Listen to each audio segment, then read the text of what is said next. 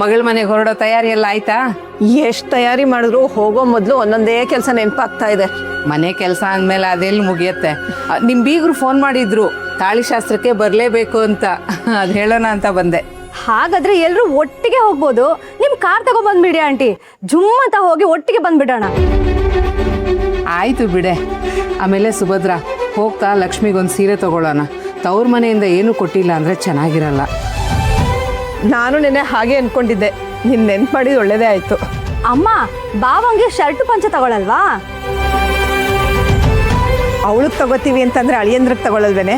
ನಿಮ್ಮ ಭಾವಂಗೆ ಯಾವ ಕಲರ್ ಇಷ್ಟ ಅಂತ ಫೋನ್ ಮಾಡಿ ಕೇಳ್ಕೊ. ಮಗಳ ಮನೇಲಿ ಶುಭ ಕಾರ್ಯ ಅಂತ ಅಂದ್ರೆ ಏನ್ ಸಂಭ್ರಮ ಅಲ್ಲ ನಿಂಗೆ. ಅದೇ ನಮ್ ವಿಷಯ ಅಂತ ಬಂದಾಗ ಮಾತ್ರ ಏನು ಖುಷಿ ಇರಲ್ಲ ನಿಂಗೆ. ಮುಂದೆ ನಿಮಗೂ ಅಂತ ಒಂದು ಮನೆ ಸಿಕ್ಕಿ ನೀವು ನಿಮ್ಮ ಅಕ್ಕನ ಥರ ಬದುಕು ತೋರಿಸಿ, ಆಗ ನಿಮ್ಮನ್ನು ನೋಡಿದ್ರೆ ಖುಷಿ ಆಗುತ್ತೆ. ಆದರೂ ಸುಭದ್ರ, ನೀ ಏನೇ ಹೇಳು, ಗೌರಿ ಅವ್ರಿಗೆ ಬಾಯಿ ಮುಂದೆ ಅನ್ನೋದು ಬಿಟ್ರೆ ಮನಸ್ಸು ತುಂಬ ಒಳ್ಳೆಯದು. ನಮ್ಮ ಲಕ್ಷ್ಮಿಗೆ ಒಳ್ಳೆ ಅತ್ತೆ ಸಿಕ್ಕಿದ್ದಾರೆ. ತುಂಬ ಪ್ರೀತಿಯಿಂದ ಅವಳನ್ನ ನೋಡ್ಕೋತಾರೆ. ತಾಳಿ ಶಾಸ್ತ್ರ ಲಕ್ಷ್ಮಿಗಾದ್ರೂ ಅವಳ ಸಂಭ್ರಮ ಎಲ್ಲ ಇವ್ರ ಮುಖದಲ್ಲಿ ಕಾಣುತ್ತೆ. ಈ ಸಂಭ್ರಮ ಎಲ್ಲ ಎಷ್ಟು ದಿನ ಇರುತ್ತೋ ಏನೋ ಗೊತ್ತಿಲ್ಲ ಮಂಗಳ. ನಾವು ಶ್ರೀಮಂತರಲ್ಲ, ಲಕ್ಷ್ಮಿ ಅವಳ ಸಂಬಳ ಎಲ್ಲ ಈ ಮನೆಗೆ ಕೊಡ್ತಾಳೆ ಅಂತ ಗೊತ್ತಾಗಿದ್ದ ದಿನ ಅವ್ರ ಒಳ್ಳೆತನ ಎಲ್ಲಿ ಮಾಯ ಆಗ್ಬಿಡುತ್ತೋ ಅಂತ ಭಯ ಆಗ್ತಾ ಇದೆ. ಅಯ್ಯೋ ಸುಭದ್ರ, ಯಾಕೆ ಯಾವಾಗಲೂ ಕೆಟ್ಟದನ್ನೇ ಯೋಚನೆ ಮಾಡ್ತೀಯಾ? ಯಾರು ಗೊತ್ತು, ಪರಿಸ್ಥಿತಿನ ಅರ್ಥ ಮಾಡಿಕೊಂಡು ಎಲ್ಲ ಸುಧಾರಿಸ್ಕೊಂಡು ಹೋಗ್ಬೋದಲ್ವಾ? ಹಾಗಾದ್ರೆ ನನಗೂ ಖುಷಿನೇ. ಆದರೆ ಅಳಿಯಂದ್ರೆ ಹೇಳೋದು ನೋಡಿದ್ರೆ ಪರಿಸ್ಥಿತಿ ಕೈ ಮೀರಿ ಹೋಗೋ ಥರ ಕಾಣಿಸ್ತಾ ಇದೆ. ನೋಡು ಸುಭದ್ರ, ಈ ಘಾಟಿ ಹೆಂಗಸರು ಇರ್ತಾರಲ್ಲ, ಅವ್ರು ನೋಡೋಕ್ ಮಾತ್ರ ಹಾಗಿರ್ತಾರೆ ಅಷ್ಟೇ. ಅವ್ರ ಮನೇನ ಅವ್ರ ಜೋಪಾನ ಮಾಡ್ಕೋತಾರೆ. ಅವ್ರಿಷ್ಟೆಲ್ಲ ಕಠೋರ ಆಗೋದು ಆ ಮಕ್ಳಿಗೋಸ್ಕರ ಅಲ್ವಾ? ಈ ಸ್ವಾರ್ಥನೂ ಒಂಥರ ಒಳ್ಳೇದೇನೆ. ಅಲ್ಲ ಆಂಟಿ, ಗೌರಿ ಅತ್ತೆ ಅಷ್ಟು ಒಳ್ಳೆಯವರಾಗಿದ್ದಿದ್ರೆ ಭಾವ ಯಾಕೆ ಇಷ್ಟು ಭಯ ಪಡ್ತಿದ್ರು ಅವ್ರಿಗೆ?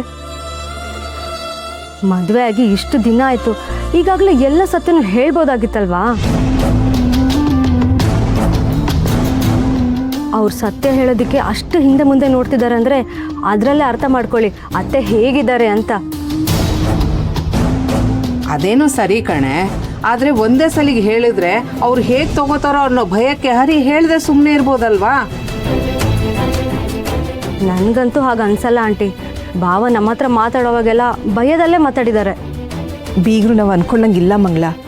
ಈಗ ಅವ್ರ ವಿಷಯ ಗೊತ್ತಿಲ್ಲ, ಅದಕ್ಕೆ ಇಷ್ಟು ಆರಾಮಾಗಿದ್ದಾರೆ. ಇಲ್ಲ ಅಂದರೆ ಅವ್ರ ವರ್ಷನೇ ಬೇರೆ. ಅನ್ಕೋತಾ ಹೋದ್ರೆ 1000 ಅನ್ಕೋಬಹುದು.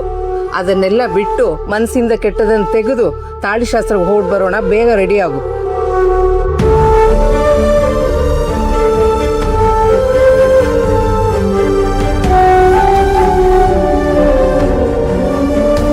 ಅಪ್ಪ ಭಗವಂತ, ಇಲ್ಲಿವರೆಗೆ ಏನೂ ತೊಂದರೆ ಆಗದೆ ಇದ್ದ ಹಾಗೆ ಎಲ್ಲ ನಡೆಸ್ಕೊಂಡು ಬಂದಿದೀಯಾ.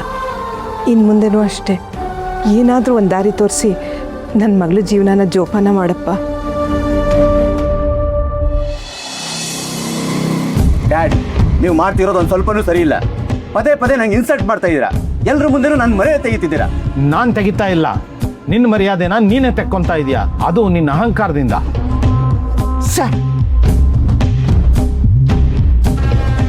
ನಾನು ಈ ಕಂಪ್ನಿ ಉದ್ಧಾರ ನೀನು ಉದ್ಧಾರ ಮಾಡ್ತಿರೋದು ನಾನು ಕಣ್ಣಾರೆ ನೋಡ್ತಾ ಇದ್ದೀನಿ. ಇಷ್ಟು ಜನರ ಸಹಾಯ ಇಲ್ಲದೆ ಈ ಕಂಪ್ನಿ ಕಟ್ಟಕ್ಕೆ ಆಗ್ತಿರ್ಲಿಲ್ಲ. ಅವರಿಂದ ನಾವೇ ಹೊರತು ನಮ್ಮಿಂದ ಅವರಲ್ಲ. ಡ್ಯಾಡ್, ಇವ್ರು ಯಾರು ಇಲ್ಲ ಅಂದ್ರೂ ಕೂಡ ಈ ಕಂಪ್ನಿ ನಡೆಸೋ ತಾಕತ್ ನನಗಿದೆ. Shut up. ಕುಂಬಾರನಿಗೆ ವರ್ಷ, ದೊಣ್ಣೆಗೆ ನಿಮಿಷ. ನಾನು ಇಷ್ಟು ವರ್ಷ ಗಳಿಸಿರೋ ನಂಬಿಕೆನ ಅರಕ್ಷಣದಲ್ಲಿ ಹಾಳು ಮಾಡಬೇಡ. ನೋಡ ಅಶ್ವಿನ್, ಇದು ನಿನಗೆ ಲಾಸ್ಟ್ ವಾರ್ನಿಂಗ್. ಇನ್ನೊಂದ್ಸಲ ಹಿಂಗೆ ಮಾಡಬೇಡ. ಇದೆ ಈ ನಿಮ್ಮ ಓಲ್ಡ್ ಮೆಂಟಾಲಿಟಿಯಿಂದನೇ ನಾವು ಇನ್ನೂ ಇಲ್ಲೇ ಇರೋದು. ಇಲ್ಲ ಅಂದಿದ್ದಿದ್ರೆ ಇಷ್ಟೊಂದು ದೊಡ್ಡ ಸಾಮ್ರಾಜ್ಯನೇ ಕಟ್ಬೋದಾಗಿತ್ತು. ಸಾಮ್ರಾಜ್ಯ ಕಟ್ಟೋರಿಗೆ ಬಾಗಿಲು ಓಪನ್ ಇದೆ, ಧಾರಾಳವಾಗಿ ಹೋಗ್ಬೋದು.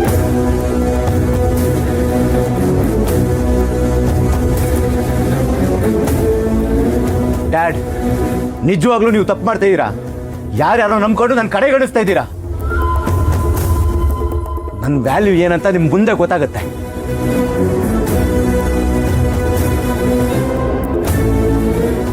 ಇದಕ್ಕೆಲ್ಲ ಸರಿಯಾಗಿ ಉತ್ತರ ಕೊಟ್ಟೇ ಕೊಡ್ತೀನಿ. ನಿನ್ನ ರಿಯಲ್ ಫೇಸ್ ಏನಂತ ನಮ್ಮ ಡ್ಯಾಡಿ ತೋರಿಸಿ ಅವರೇ ನಿನ್ನ ಕೆಲಸದಿಂದ ಆಚೆ ಹಾಕೋ ಮಾಡಿಲ್ಲ ಅಂದ್ರೆ ನನ್ನ ಹೆಸರು ಅಶ್ವಿನಿ ಅಲ್ಲ.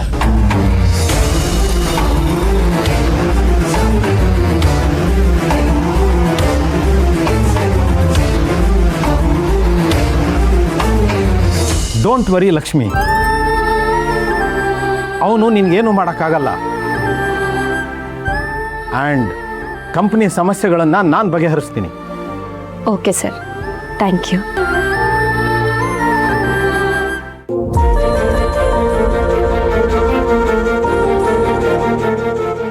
ಏನಾಯ್ತೆ?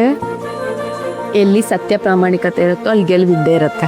ಎಲ್ಲ ಪ್ರಾಬ್ಲಮ್ಮು ಸಾಲ್ವ್ ಆಯ್ತು ಅನ್ನೋ. ಅಯ್ಯೋ, ಈ ಹೋರಾಟದಲ್ಲಿ ನಾಳೆ ನಿನ್ ತಾಳಿ ಶಾಸ್ತ್ರ ಅನ್ನೋದು ನೆನಪಿದೆ ತಾನೇ?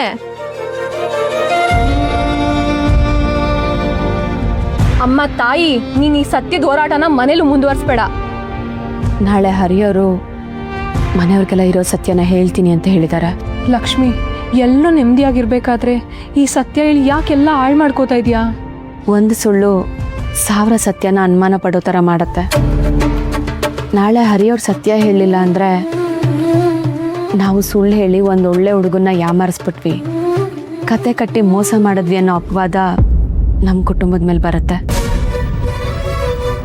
ಮನೆ ತುಂಬಿಸ್ಕೊಂಡಿದ್ದ ಸೊಸೆ ಮಗನೇ ಯಾಮಾರ್ಸಂಗ್ಲು ಅಂತ ಅತ್ತೆಗೆ ಅನಿಸ್ಬಾರ್ದಲ್ವಾ? ಹಾಗೆಲ್ಲ ಏನೂ ಆಗಲ್ಲ. 1000 ಸುಳ್ಳು ಹೇಳಿ ಒಂದು ಮದುವೆ ಮಾಡುವಂತ ಗಾದೆನೇ ಇಲ್ವಾ? ಒಂದ್ ಸತ್ಯ ಹೇಳೋಕ್ ಹೋಗಿ ನಿನ್ ಸುಂದರವಾದ ಸಂಸಾರನ ಹಾಳು ಮಾಡ್ಕೋಬೇಡ. ಸುಳ್ಳು ಯಾವತ್ತಿದ್ರು ಸುಳ್ಳೇ ಅಲ್ವೇನೆ? ಒಂದ್ಸಲ ನಮ್ಮ ಮೇಲೆ ಅನುಮಾನ ಬಂದ್ಬಿಟ್ರೆ ಅದನ್ನ ಯಾವತ್ತಿದ್ರೂ ಬದಲಾಯಿಸೋದಕ್ಕಾಗಲ್ಲ. ಸುಳ್ಳು ಹೇಳಿ ಗಿಲ್ಟಲ್ಲಿ ಒದ್ದಾಡೋದಕ್ಕಿಂತ ಸತ್ಯ ಹೇಳಿ ಏನೇ ಬಂದರೂ ಫೇಸ್ ಮಾಡೋದು ಒಳ್ಳೇದು. ಬೇಡ ಕಣೆ ಲಕ್ಷ್ಮಿ, ತುಂಬಾ ಎಥಿಕಲ್ ಆಗಿ ಹೋಗ್ಬೇಡ. ಪ್ರೀತಿಸೋ ಗಂಡ, ಒಳ್ಳೆ ಅತ್ತೆ ಮಾವ ಎಲ್ಲದಕ್ಕೂ ಪಡ್ಕೊಂಡು ಬಂದಿರಬೇಕು. ನಿನ್ನ ಕೈಯಾರೆ ಹಾಳು ಮಾಡ್ಕೋಬೇಡ ಕಣೆ.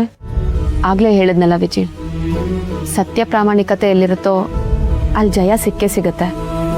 ಸತ್ಯ ನ್ಯಾಯ ಅಂತ ಹೋರಾಡೋಳು ಈಗ ಸುಳ್ಳು ಹೇಳ್ಕೊಂಡು ಜೀವನ ಮಾಡಿದ್ರೆ ಏನು ಚೆನ್ನಾಗಿರತ್ತೆ ಹೇಳು? ಇದು ನ್ಯಾಯಕ್ಕೋಸ್ಕರ ಫ್ಯಾಕ್ಟ್ರಿ ಮುಂದೆ ಸ್ಟ್ರೈಕ್ ಮಾಡ್ದಂಗಲ್ಲ. ದುಡುಕ್ಬೇಡ, ಇದು ನಿನ್ನ ಜೀವನ. ದುಡುಕ್ತಿಲ್ಲ ವಿಜಿ, ನನಗೆ ಈ ಥರ ಬದುಕಕ್ಕಾಗ್ತಿಲ್ಲ ಅಷ್ಟೆ. ಪ್ರತಿ ಕ್ಷಣ ಸುಳ್ಳು ಹೇಳ್ಕೊಂಡು ಬದುಕ್ತಿದ್ದೀನಲ್ಲ ಅಂತ ಮುಕ್ತಾಡ್ತಾ ಇದ್ದೀನಿ.